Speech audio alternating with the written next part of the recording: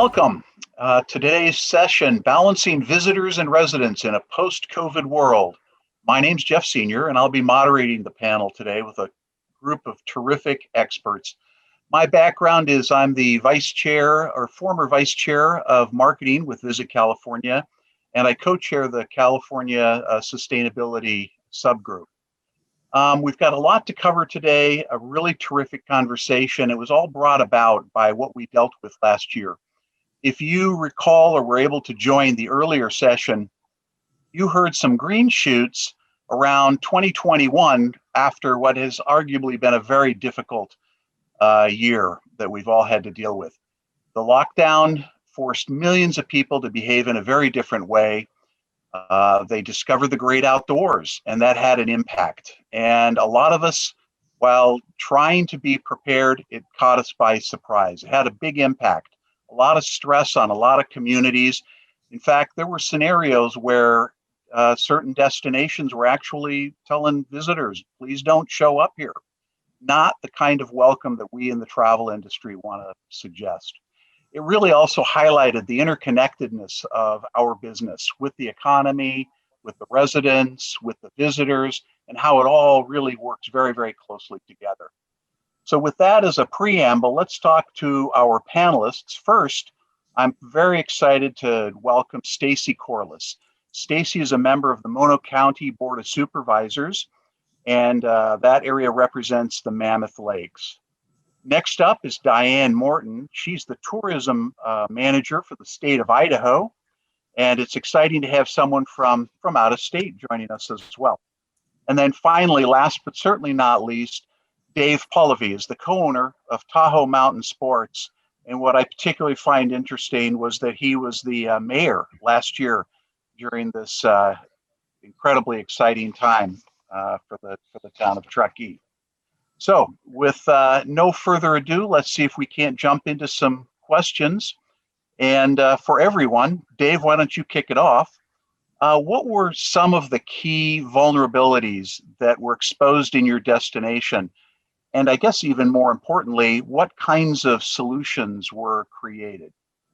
Great. Thanks, Jeff, and thanks for having me. It was a tough year, and there were a lot of vulnerabilities that really came about, but I identify three as the main ones. So the first one was sort of just our infrastructure limitations.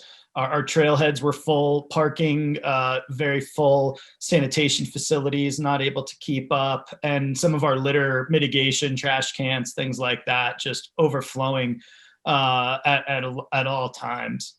Another one was our lack of communication, which I think some of my other panelists will also touch on. But we really didn't know who was responsible for sending what message and who had the best audience. And in terms of when we were really trying to communicate with some of our visitors and our residents or just the region, who was the best messenger for some of those messages. And then the third one was this, I sort of refer to it as this underlying angst towards tourism with a particular magnifying glass on the visitor and really the day visitor. So some of the quick things that we did in terms of reacting quickly, and this is in my role as mayor and as a town council member for the town of Truckee, was, for example, in the infrastructure limitations, we only remove snow, for example, from approximately 5 miles of our paved trails, our legacy trail, which is our real key trail in town. And what we did, just as an example, was took it upon ourselves at the town of Truckee and just assigned some budget to start plowing snow off of 13 plus more miles of paved trail. And that was really an effort to get some other trailheads into use and spread people out.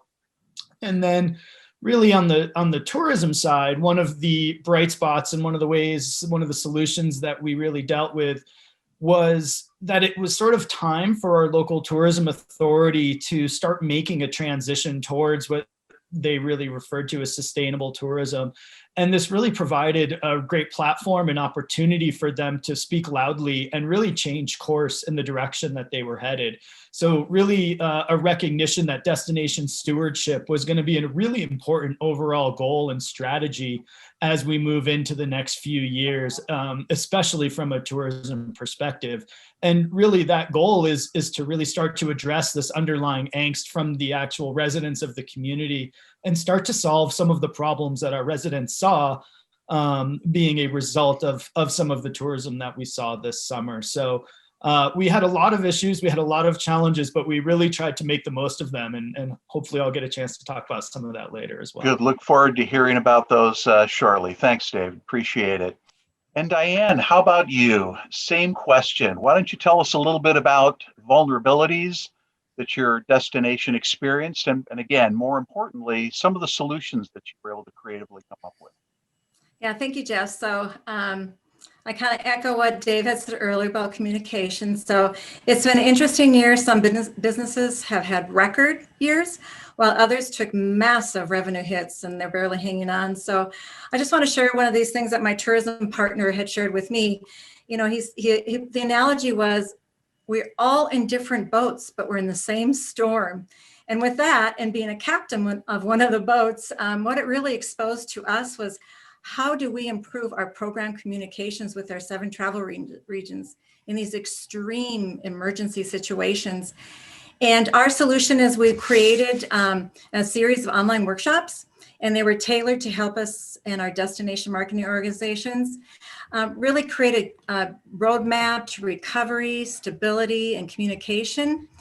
And the outcomes are really good because first of all, we got to go in and identify during this online series the windsocks and what we were monitoring with those windsocks. And what that was is kind of like watching the economy and in the boom bust or business as usual economy.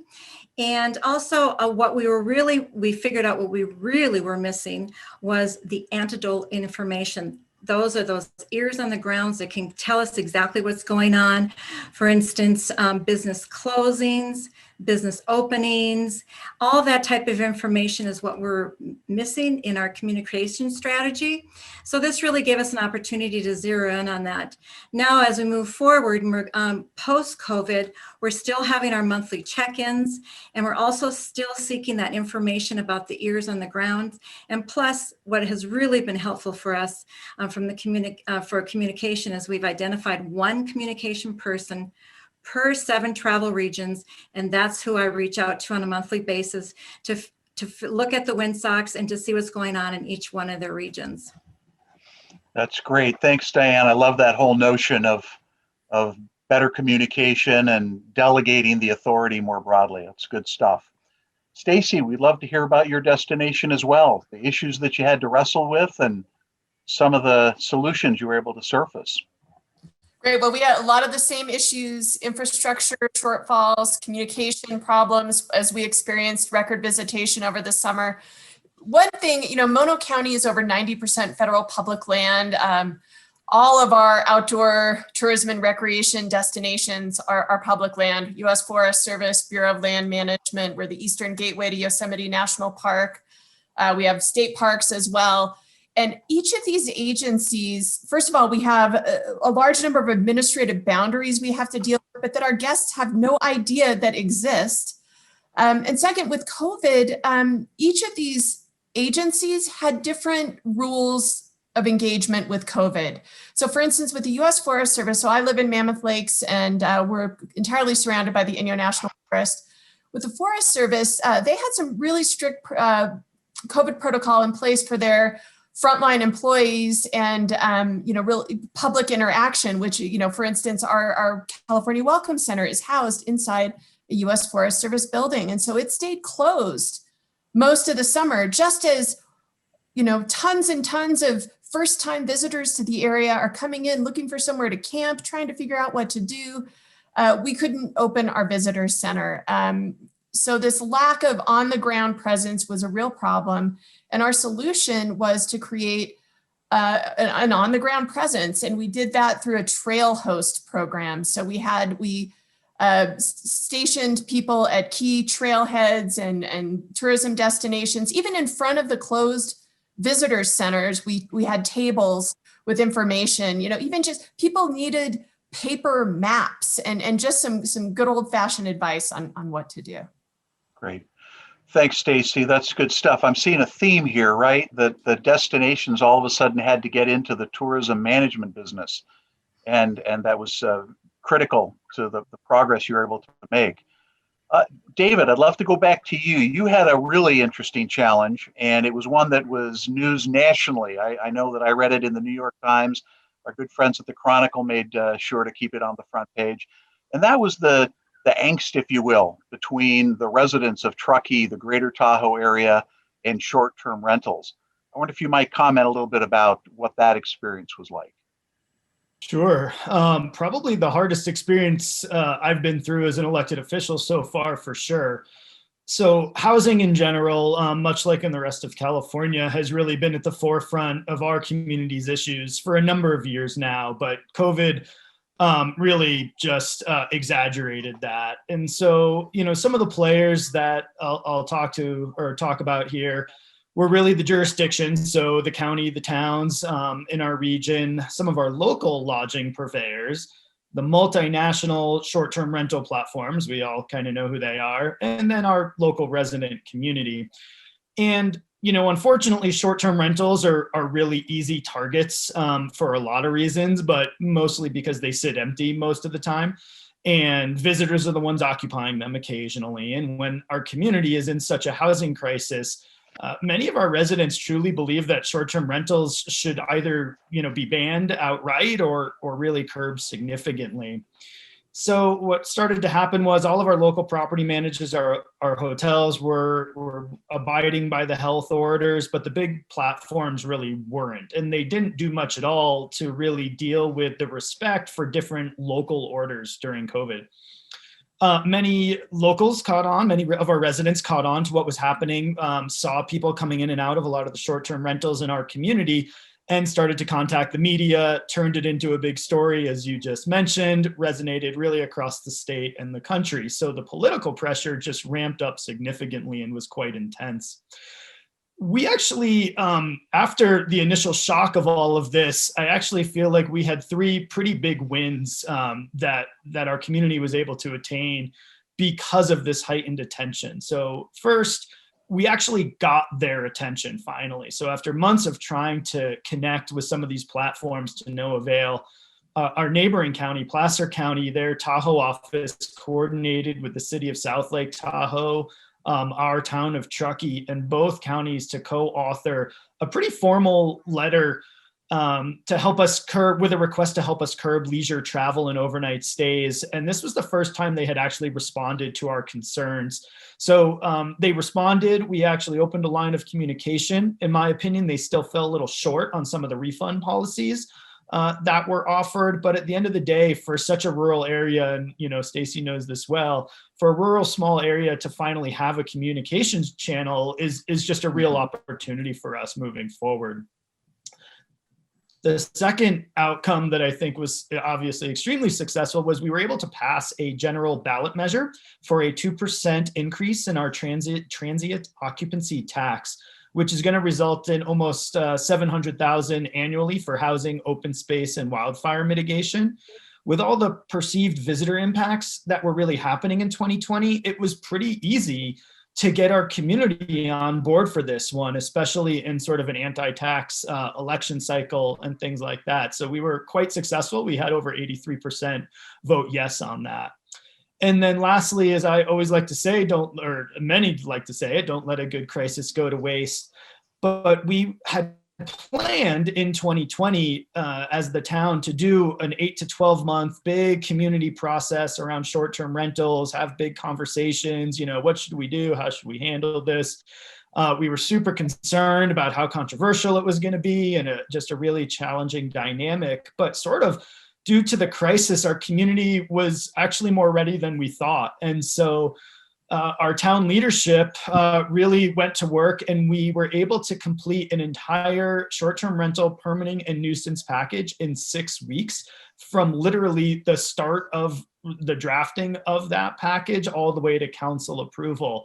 And for all of us in local government, first of all, I had never seen my town government work so quickly for the people, and especially with a huge response from our community. And it was really successful for all involved, provided some certainty for our short-term rentals and showed our community we were really listening and able to make a difference on them. Thank you. Great. Thanks, David. That's really good stuff. And it was great to see the progress as well.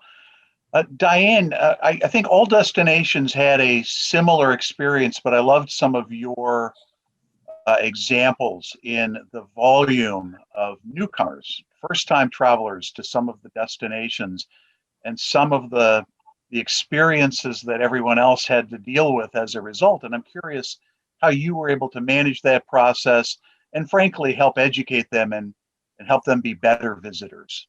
I could share some thoughts in that regard.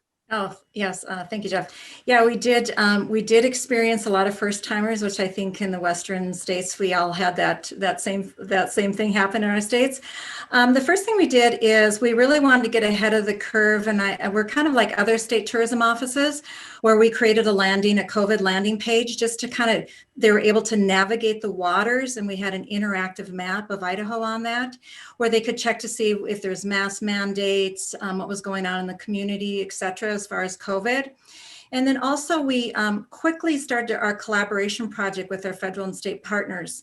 And that's like the Idaho State Parks, U.S. Forest Service, National Park Service, et cetera. And what we did is we put together a Recreate Responsibly in Idaho. And this campaign had your typical assets. It encompassed a website, a social and digital media mix. And that's where we really put the emphasis on educating our out-of-staters that were coming in, the first timers as well. And then I was very proud of our mountain communities. They got ahead of it right away. They mobilized and they created educational campaigns. McCall, which is a quaint mountain town 2 hours north of the capital city, Boise, and they're located in Payette Lake. They really prepared themselves and they started a campaign called Protect Your Mountain Playground, which is very successful. And what they did is they really focused on people coming into Idaho, and then also Ketchum, Sun Valley, Wood River Valley. They also started the Mindfulness in the Mountains campaign. So I was really proud that our mountain communities were really ahead of that, and they really tried to be proactive in that arena. And you asked, did it work? Well, it's kind of a mixed bag. I can definitely say that all of our travel regions across the state, and especially our smaller communities, really appreciated that we took the lead for Visit Idaho. Our flagship website took the lead and had a landing page about COVID information. And then, but also we heard from our federal partners that there was some issues with challenges of cleanliness and campfire safety, and parking was a huge issue, and so was camping. So we still had some work to do, but all in all, I think we handled it well as a state. That's terrific. Thanks, Diane. And at the end of the day, it was progress. So yes. There you go. Thanks. Let's see here. Stacy, you had sort of a unique set of circumstances, you and David both, in the sense that you're elected officials. So you're dealing with the residents, you're dealing with the visitors, and you're dealing with the industry that has to serve the visitors and the destinations. You've got this wide range of constituents with often competing thoughts and priorities. Can you tell us a little bit about how you manage that process and what we can all do better in the future to improve that relationship? Well, I think it's for communities like ours, like Mammoth Lakes, like Truckee, that are dependent on tourism and outdoor recreation for their economy. I mean, in Mono County, that is our economic engine, tourism and outdoor recreation. It's really all about balance and common ground.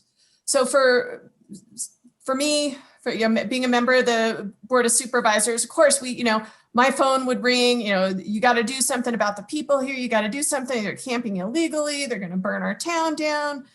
Or why aren't there enough bathrooms? We need more trails. So I think a great place to start for local government and for the tourism industry is, what amenities can we look at investing in that serve both? Things like trails and community amenities like transportation serve both residents and visitors alike. So that's a great place to start. Let's start with what we can all agree on. And especially I think in terms, and this gets tricky, as I mentioned, we're dealing with mostly federal land. So this has been a trend over maybe the last decade or so as federal budgets for land management agencies shrink and visitation increases. Local entities are left to bridge that gap. So it could be local government. Mono County and the town of Mammoth Lakes are both making actual investments in infrastructure and projects on public lands with things like trails and trailhead facilities, things like that. We also really need to ask our DMOs and perhaps our businesses to help us with those investments. For instance, our DMO, Mammoth Lakes Tourism, helped fund that trail host program I was telling you about.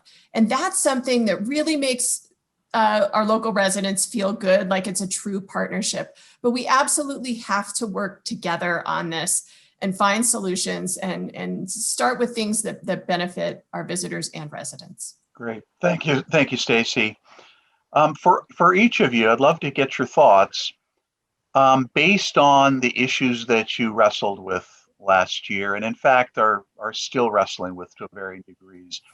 I want you to think about what steps state and local governments can take in the future to help create a more sustainable tourism structure. I mean, what tangible, actionable kinds of things can we do? Diane, do you mind taking this one first? Oh, I'd love to. Thank you. Thank you, Jeff. So I just want to share with you that Idaho has taken some first steps in investing in some critical projects through a one-time surplus of $530 million, which is pretty awesome. And so the governor just announced building Idaho for the future, and projects that have been identified are capital improvements at parks and invest in outdoor recreation projects that are really going to help accelerate tourism in our rural communities, which we really need. And then about 5 years ago, Idaho State Parks incorporated a passport program.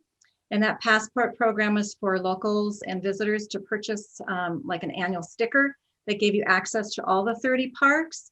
And so what they're doing now is they took an inventory of what they have, and they really need to have an opportunity now to see what type of infrastructure projects that they need to take care of. So right now they're asking the legislators for an increase of that particular park pass that could go up maybe $20 for locals. But this is the way that Idaho has kind of pivoted and tried to look to see how do we take some of these funds, these excess funds, and put them into tourism. That's great. Thanks so much. David, I wonder if you might weigh in from the Tahoe area. Yeah, I think, the big challenge for all of us, is this visitor management or sort of, how do we start to manage capacity at the end of the day? And while I don't have the answer, a lot of the work that I think needs to happen, other than, sort of the obvious and traditional, trying to move people off the weekends and get them into the midweek type of, or, spring and fall, some of the non-peak seasons, which, obviously we're all trying to do. It's really going to come back to these infrastructure investments, bike share programs, more, better transit really, and paid parking, things like that. And the problem with a lot of that is that your local residents generally will tend to not be interested in a lot of that stuff. That's for the tourists. It's not for me. Why should I do that? Why should I pay to park? I live here. I shouldn't have to pay to park, right? But at the same time, they're the ones complaining that the trash cans are overflowing. So, to me, it's starting this conversation in the community, and it's starting to shift that dynamic to help everybody understand that our destinations are the treasure. They really are the value that we bring. And there's a reason that I've chosen to live here, and there's a reason why people want to come visit. So how can we start working together and I'll use the word training our locals to almost be like a visitor, but it's probably not the best analogy, but it's really trying to change habits, right? And change that entitlement structure so that we're all looking to create a more sustainable community, and we're all stewards of our community at the end of the day. Okay, terrific, David. Thank you. And Stacy, again, same question. Mono County, what can you do to help create a more sustainable environment, more sustainable destination? Well, I think what Diane and Dave said is absolutely right, and I love hearing about the investment Idaho is making, and California is moving in that direction too, and it's exciting. Investments in infrastructure are key. So what we've done, I want to give an example of something we've done, because again, we all agree, let's do these things, and maybe we have some funding to put in, but how do you get it done when it's got all these agencies and competing interests? So what we did, and we were fortunate to see this need for sustainable tourism and recreation coming, several years ago. We formed an actual formal partnership among the local governments and land management agencies. It's called the Eastern Sierra Sustainable Recreation Partnership, ESSP. So working through that, and we had to use kind of it's sort of wonky, but a formal agreement through the Forest Service, something called a challenge cost share agreement. So we actually, people had to sign for their agency. It had to go through the formal process of becoming a thing, not just a handshake deal or an elbow bump deal, I guess, in the time of COVID. But so through that partnership, what that's helped us do, and through grant funding that the town of Mammoth Lakes got to really work on sustainable recreation and tourism, is we're coming up with a way to prioritize projects and to get public input on projects. So we now have a list of almost 200 projects around sustainable recreation on public land. And, really for a destination like ours, sustainable recreation is tourism. That people are here for the great outdoors, for things like skiing and hiking and fishing and biking. So we have this great list of projects. We got public input on it. We're going through the process with the agencies, vetting the process, creating a way to prioritize them for funding, creating efficiencies around things like environmental review that typically cause big delays. So really formalizing our intent towards sustainability through this partnership is a good solution. Great. Thanks very much, Stacy. So for each of you, final question. So there's a new term that's entered our vocabulary in the business, and that's this whole notion of visitor management, right? Over tourism. And typically our role is, how do we engage, inspire, attract as many visitors as possible? And now for the first time, there's really a question about, is too much of a good thing too much of a good thing? So I'm curious about your thoughts and the degree to which each of you think either your destinations or destinations in general need to be more aggressive and implement policies and an approach that better manages how folks come to visit your area. And are there tools that come to mind that might help in that regard? David, you mind kicking that one off? Sure. So I definitely, I spoke a little bit to it before, but my answer is yes. We definitely have to start to think about how we do this, but I don't necessarily know how. But I think probably the greatest thing that came from COVID are these reservation systems. I mean, you had to make a reservation to go camping. I mean, I've tried to go camping at June Lake, and my favorite campground down there in Mono County, and it's always booked up, right? And so, reservations aren't necessarily new, but some of our more enticing destinations kind of starting to need it, especially we're seeing that here in the winter with some of our ski area traffic, where everybody's trying to get to the same place at the same time. So how can we start to spread that out? How can we start to not have people sitting and idling in their vehicles for 2 hours waiting to get into somewhere, whether it's a national park, whether it's a pay for play, a ski area or a Disneyland, or whether it's, Lake Tahoe or Donner Lake, some of these beautiful, super accessible lakes that are, truly being loved to death. And unless we take some pretty pretty strong steps in terms of limiting, parking, or, adding in some paid parking, or creating a reservation system in our state park system, so that it is both equitable but also dependable. And I think that's really what the visitor wants. The visitor wants an equal opportunity to experience these amazing natural resources that we all have. And, we have to, it's not a good experience if you sit in your car for 2 hours waiting to get in, right? So there's a balance there. But I don't have the answer, just a suggestion. It's a work in progress. Fair enough. Very, very much so.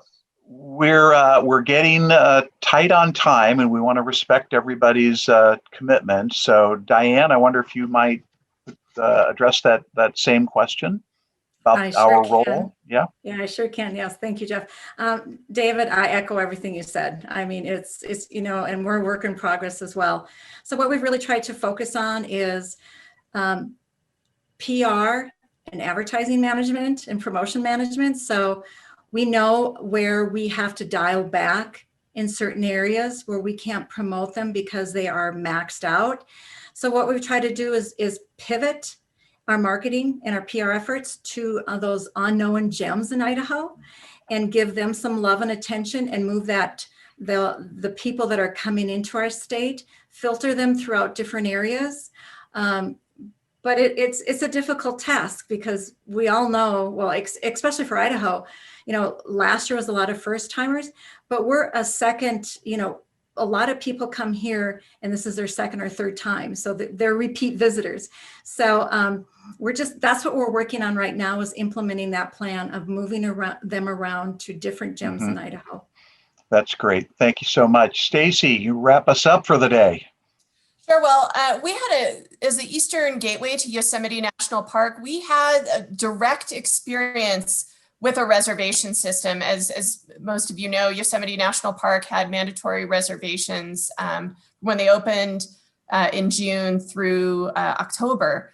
And it was really interesting. So personally, as a hiker and runner and park user, it was wonderful. You could go to Tuolumne Meadows and have the whole place to yourself. People from Mammoth on their days off would, they'd get a reservation in Yosemite and go ride their bikes in the valley. So it really created a very pleasant experience in the park. But I think there are still some, and park managers, I'm sure, would tell you this too. There are lessons to learn from that experience, because I think there was also some frustration. There were concerns about equity and access. But on our side of the mountains, I think there was a perception. It's not maybe necessarily data driven, but there was a perception that the reservation system pushed people over to our side, to our neck of the woods. I think they were probably coming anyway. But so I think let's look at this. Let's analyze it. Let's see if we could maybe next summer get a couple of pilot programs in place, based on, for instance, what Yosemite did, and that was through recreation.gov. I think there's a lot to learn, but I agree with Dave that we really need to focus on visitor management, but recognizing, though, that in fact, tourism is our bread and butter. So to me, there's a lot of, it's challenging, but there's so many opportunities. Great. Thank you, Stacy, and thank you, David and Diane. Really terrific panel with some really interesting insights. And I think best of all, you all lived it in real time. And so these solutions and issues that you've surfaced are all very real. A couple of key takeaways. It's nice to see communication play such a critical role in everything that we have done and what we'll need to do to continue some success. This is a work in progress. There's an awful lot yet to be done. And I think we just need to stay at it, because it's not going away anytime soon, including specifically that notion of visitor management and the importance of ensuring that they're respectful of our destinations, that sometimes less volume is an okay outcome, but making sure that everybody has a great experience. And finally, just ensuring that everybody works together, right? The destination, the industry, the visitors, all of us. So again, I thank you all. Terrific panel, great topic, and one that's going to be very much front and center for quite some time. Thank you. Well, that's been a great session, and delighted to say that we have a number of questions that have rolled in. So let's take a look here. So for Stacy, Chelsea Taylor of Mammoth Lakes Trails and Public Access Foundation has asked, is there a California-centric policy document that can be used by the tourism industry to engage with destinations and attractions that may be managed by the federal land managers, such as the U.S. Forest Service and National Park Service? We'll take that one. Yes, and the answer is yes. There is such a document and such an effort underway right now. It's called CalRec Vision. And what this is a cross-jurisdictional collaboration to advance sustainable outdoor recreation in California. And as I mentioned before, you know, we have a lot of administrative boundaries, but our visitors don't know these exist, and we should try to work across them. And that's what this vision for recreation in California does. And I'll note that Visit California participated in the advisory panel putting this document together. And I was really pleased to be a part of that effort as well. So really, I think if anyone's interested, go to CalRec Vision, CALREC vision.org to learn more and to get more information. This is something you know, that we're hoping the state of California, the State Natural Resources Agency, I know Secretary Crowfoot spoke on another panel, that agency, that local jurisdictions and the tourism industry can use. Terrific. Thanks so much. Let's see, it looks like we've got another question here. Let's see here. This might work for you, David. It's from Julie Vieira from the Sausalito Chamber of Commerce. In my community, there's a love-hate relationship with visitors by residents. It's very difficult. How do we make residents understand that visitors pay for their roads, police, etc.? David, you want to try to take a stab at that one? Sure. Yeah, no problem. I would say it's really hard, first of all, but I think there's a couple ways to do it. One, certainly by engaging the business community. I think so many of your businesses probably really realize the impact that tourism has and thereby their employees and everything else that sort of flows from that. So I would say that's probably one good way to do it, is really engaging with that group. A couple others that come to mind, you know, making your amenities available to all. So similar how I was talking about, we as a town of the Truckee went ahead and plowed an additional 11 plus miles of trail that aren't really going to be used by the visitor. They're more likely to be used by a lot of our local population. But that was another sort of way to help our residents understand that, you know, we're doing this for everybody, really.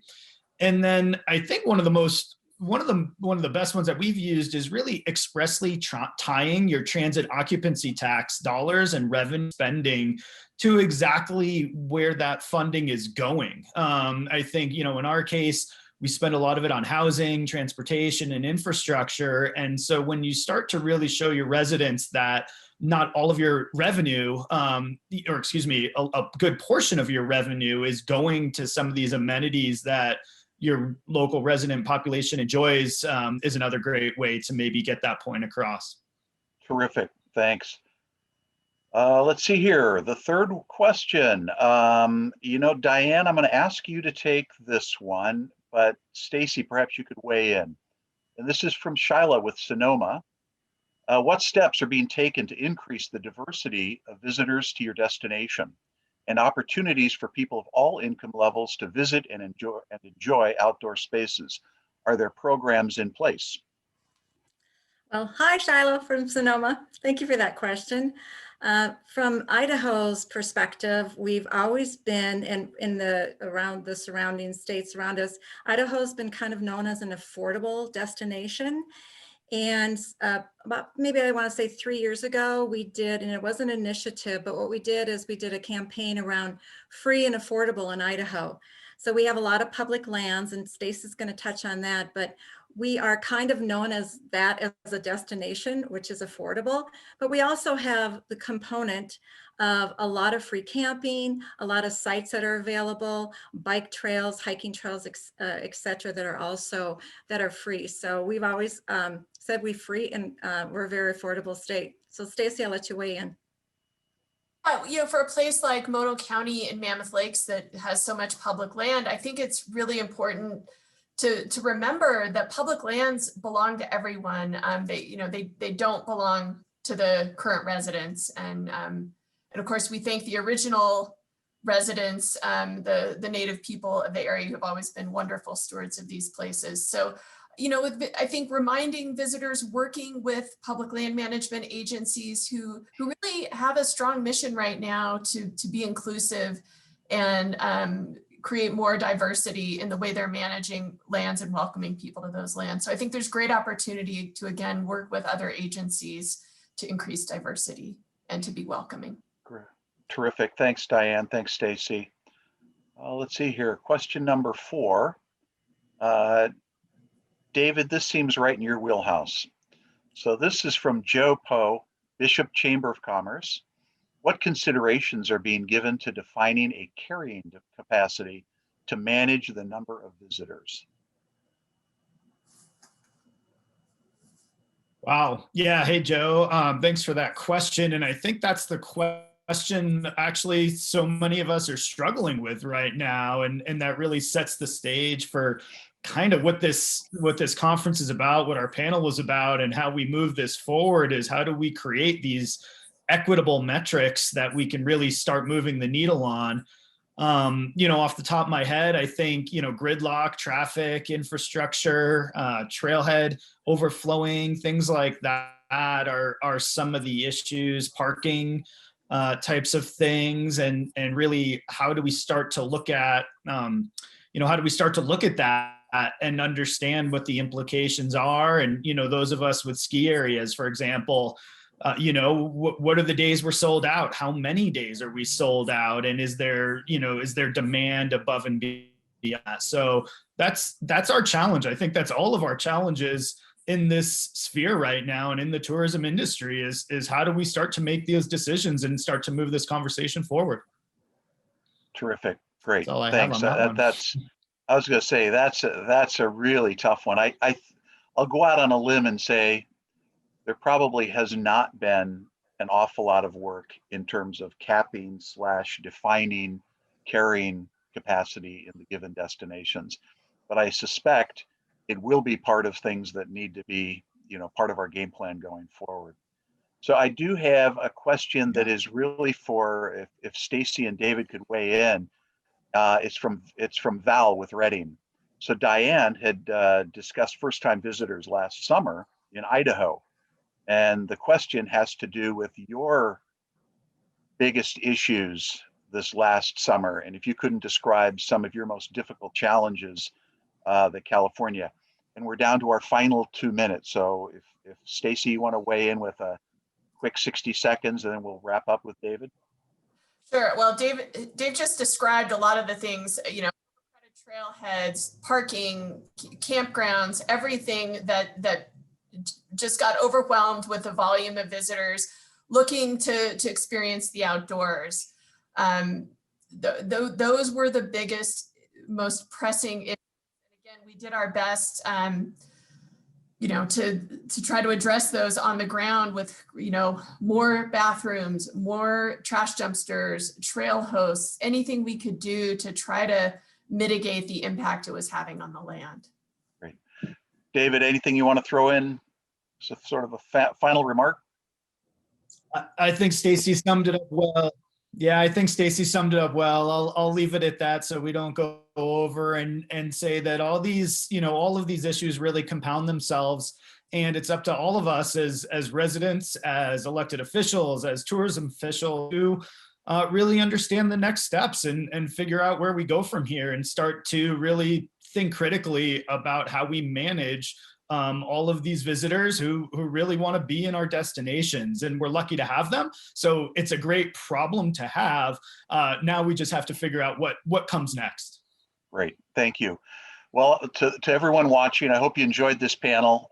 Three remarkable, great participants leading the conversation. Really weighed in an insightful way, highlighting the challenge, the dichotomy between, on the one hand, our desire to bring folks into our respective destinations, yet being obligated to respect the destination and our role in having to help facilitate the dialogue between the community and the tourism members. So great conversation, great panelists, and it's been a pleasure to be a part of this year's 2021 Visit California Outlook Forum. Thank you so much. Thank Thank you. you.